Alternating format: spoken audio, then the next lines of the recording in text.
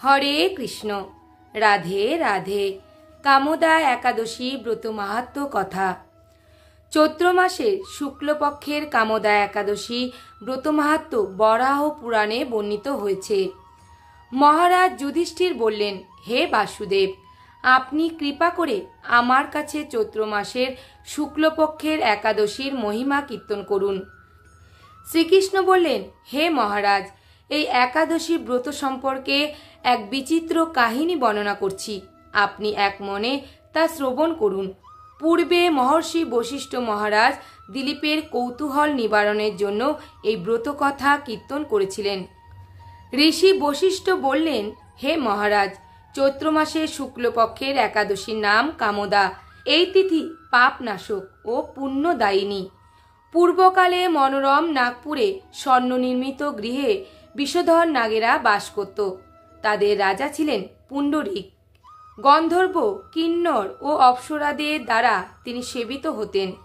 সেই পুরী মধ্যে অপ্সরা শ্রেষ্ঠ ললিতা ও ললিত নামে গন্ধর্ব স্বামী স্ত্রী রূপে ঐশ্বর্যপূর্ণ এক গৃহে পরম সুখে দিন যাপন করত। একদিন পুণ্ডরীকের রাজসভায় ললিত একা গান করছিল। এমন সময় ললিতার কথা তার মনে পড়ল।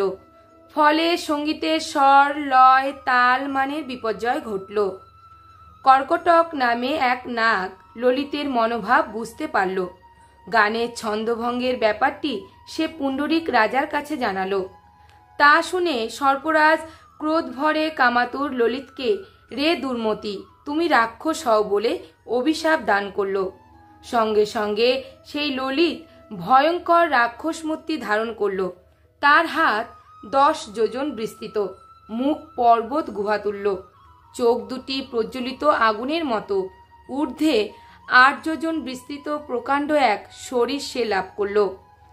ললিতের এই রকম ভয়ঙ্কর রাক্ষস শরীর দেখে ললিতা মহা দুঃখে চিন্তায় ব্যাকুল হলেন। স্বেচ্ছাচারী রাক্ষস ললিত দুর্গম বনে ভ্রমণ করতে লাগলো।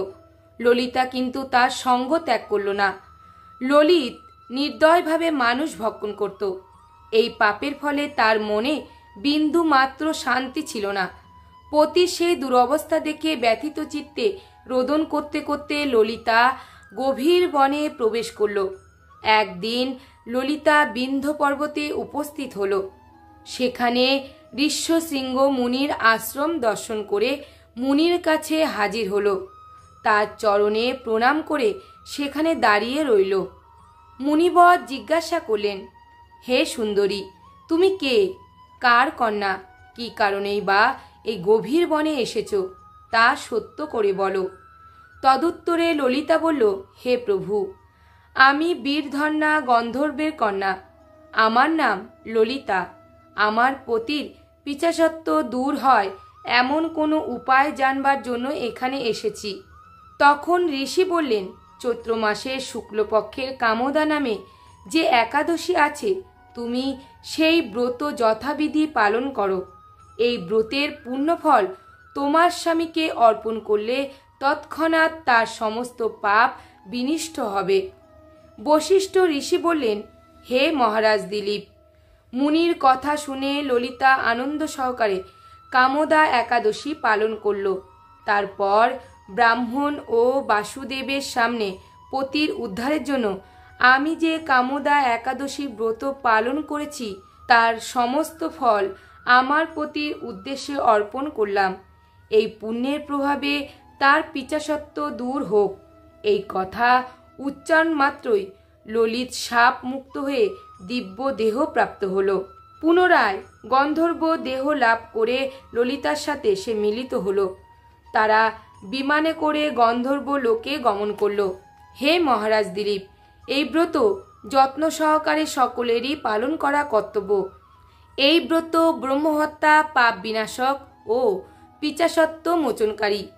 এই ব্রত কথা শ্রদ্ধাপূর্বক পাঠ ও শ্রবণে বাজপেয় যজ্ঞের ফল লাভ হয়। হরে কৃষ্ণ।